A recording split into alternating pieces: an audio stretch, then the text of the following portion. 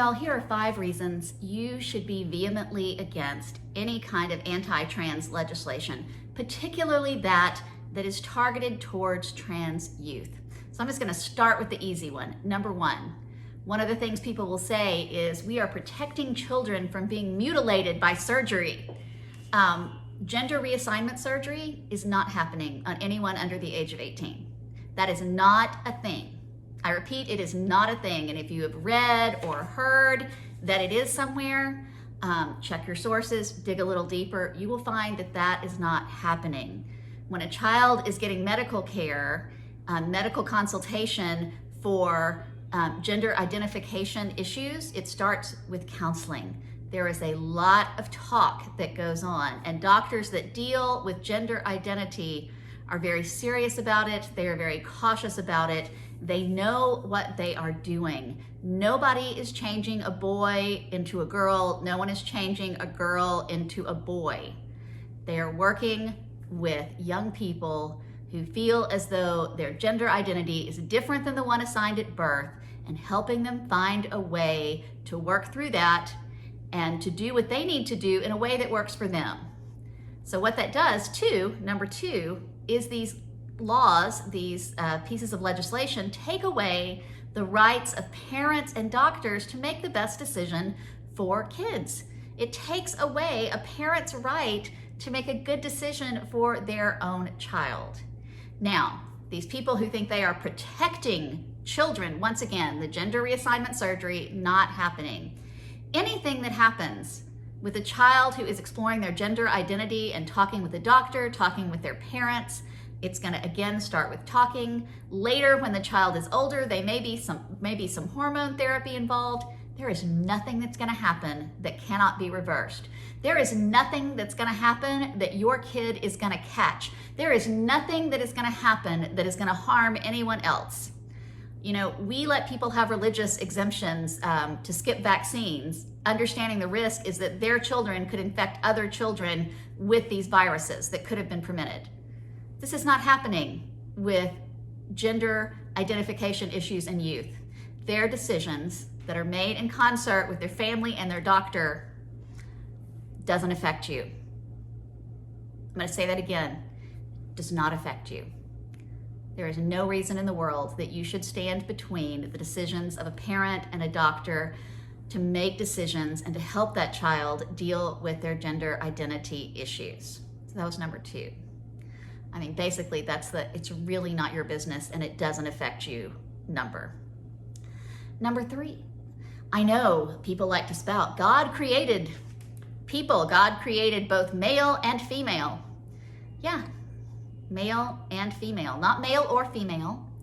And if you use that as an argument, you are saying that, I'm assuming you are saying that genitalia and gender are the same thing. And physicians have known for years that gender and physical attributes, if you will, are not the same thing. That who we are as a gender and what kind of physical parts we have are 2 very different issues, and doctors have known that for some time now. So yeah, God did create us male and female. Number 4, if you're all worried about that still, think about how God created the earth. God created the earth. God created the air and the water and the light and the dark and the flora and the fauna, male and female. But within all of those things exists a spectrum. God created light and dark, but we have dawn and we have dusk. It doesn't go from being light to being dark with the flip of a switch. God created water and land, but yes, we have coral reefs and we have estuaries. We have areas that are both water and land. God created flora and fauna. We have plants that act like animals. We have some animals who act like plants. There are actually some organisms in our world that scientists have a hard time putting in one or the other because they behave both like flora and fauna. So if God created male and female, why on earth would there not also be a spectrum of what that looks like?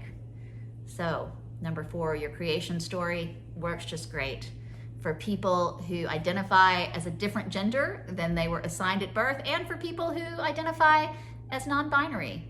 It's just fine. It fits perfectly fine in our creation story. And number 5, I think I'm to number 5, and this is the most important one. I don't care whether you are Christian. I don't care whether you take the Bible literally. I don't care what your religious beliefs are or your lack of religious beliefs are. Trans kids are 50% more likely to attempt suicide than their non-trans counterparts. The best way to prevent that from happening is making sure that trans kids feel loved and supported and accepted. That is the number one way that we can make sure trans kids get to live into adulthood. So I don't care what you believe about transgendered people. I don't even care if you like it or agree with it or whatever. Nobody wants to kill kids. God, I hope nobody wants to kill kids. So know that when you support anti-trans legislation, you are doing the exact opposite if you think you are doing it to protect kids. What you are doing is harming them.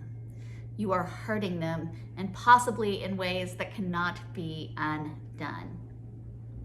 So, if you are a good Christian and you are a good person, then you should be standing against any kind of anti-trans legislation.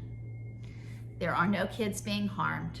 You are standing between parents and making decisions for their own children. Your biblical justification is flawed, severely flawed. All of these kids are beloved children of God who deserve to be loved and accepted and have a chance to grow up and live into the people that God created them to be. So please, stand up, speak out against anti-trans legislation, against anti-trans sentiment, wherever you see it, wherever you encounter it, wherever you hear it. It saves lives, y'all. It saves lives.